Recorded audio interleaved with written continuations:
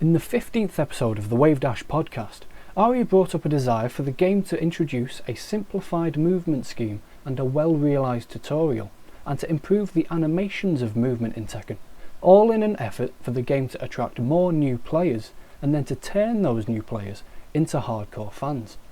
Not everyone on the podcast agreed with everything Arya said, and neither do I. But I do agree that the best way to incentivise the use of movement for new players is to just make them aware of its importance through a tutorial, especially since the balancing of many of Tekken 7's moves seems to want to shut down movement as much as possible. This idea of providing a crutch to new players in the form of moves with crazy range and tracking so that they don't get blown up by better players utilising movement is well intentioned, but I think ultimately misguided, as Tekken is movement, and making it more difficult to move effectively actually makes it more difficult for new players to get into the system that makes Tekken so unique. However, the main fear in the community may be that if the solution is to make movement easier, that the game would become less difficult, and therefore less deep and rewarding. Also, players are afraid of sacrificing their legacy skill advantage, and of having the amount of time they spent acquiring good movement squandered. Arya makes the very valid point that easier movement would make the game easier to get into. However, it is possible that the game may lose some of the mental reward the player gets from successfully implementing such a powerful and difficult technique as movement currently is in the game. Korean backdash cancelling, for example, is such a legacy skill to the point of it being a big part of the identity of the game, in my opinion, as Tekken is movement, but movement has always been difficult to use properly. There's also the argument that strong techniques in games should be made difficult, and movement is undoubtedly the strongest option that Tekken offers its players. But, of course, this can be countered by saying that the real essence and drive of Tekken, having strong movement options, shouldn't be locked behind execution. This is the argument Arya made, and he even proposed a middle ground that still rewards putting in the time to master a skill like Korean backdash cancelling in order to appease those hardcore Tekken players who are just reluctant to change, like me.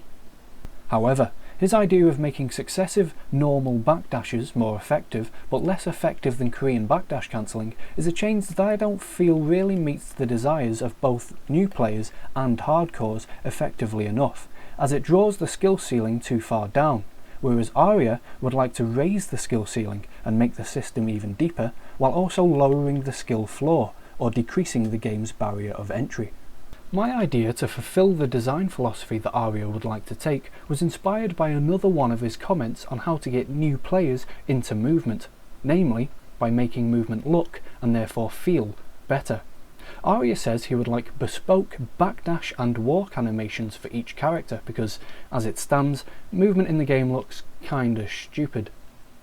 It was also said that what makes backdashing so strong in this game is that players can block while doing it, which is one of the reasons why Arya's buff to repeated normal backdashes might be undeservedly strong.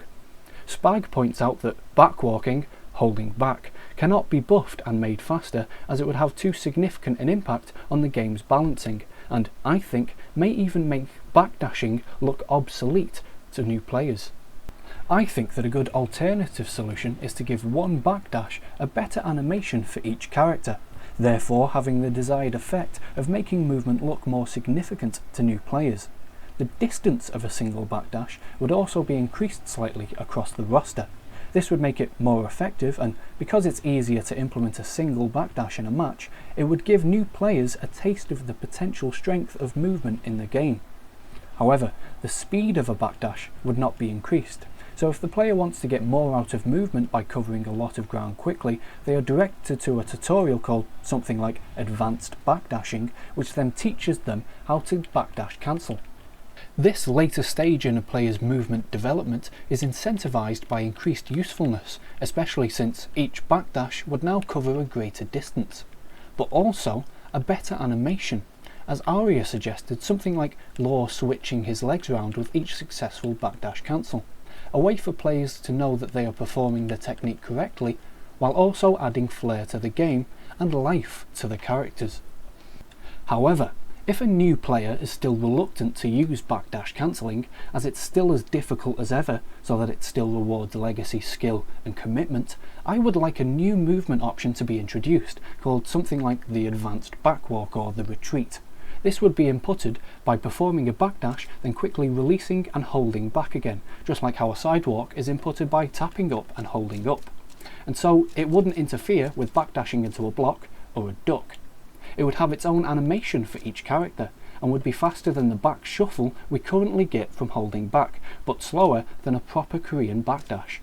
Also, just like a sidewalk, the player would be unable to block while doing it. This provides a movement alternative to players reluctant to learn to backdash cancel that is effective enough at creating space, while not as useful as Korean backdash cancelling, which still incentivizes its use. Now, I'm no expert, but I think these changes would reward hardcore players, make it easier for new players, and effectively make more casuals into hardcore players through progressive movement learning with a tutorial system that links naturally to gameplay development. The new backwalk would also add depth and flair to the game, while hopefully not disrupting the current status quo of the movement dynamic too much. I'm not exactly sure what the best way to implement it would be, but I think having to cancel it with a forward input or maybe a move would be a good start. All in all though, let me know what you think about these changes in the comments, as I'd love to hear more thoughts from the community on this incredibly interesting topic. And of course, a massive thank you to Arya, Spag, Selena, Fergus and Frame Whisperer for the brilliant podcast and for inspiring this video.